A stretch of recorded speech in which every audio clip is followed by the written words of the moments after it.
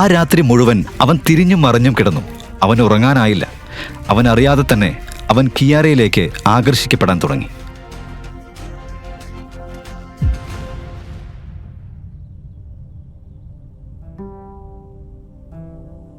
അടുത്ത ദിവസം രാവിലെ യാഷ് കണ്ണു തുറന്നപ്പോൾ കിയാര അവൻ്റെ അടുത്തായിരുന്നു.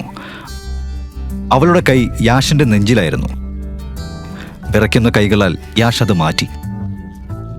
യാഷിന്റെ ജീവിതത്തിൽ ഇത്രയും അടുത്ത് ഒരു പെൺകുട്ടി വന്നത് ഇതാദ്യമായിരുന്നു.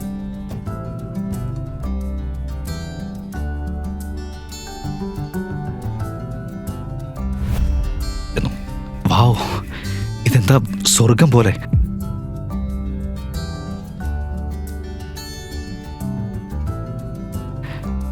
അയ്യോ ദൈവമേ, 10 മണിയായി. ഇന്നത്തെ ബിസിനസ് മുഴുവൻ പാളിപ്പോയി.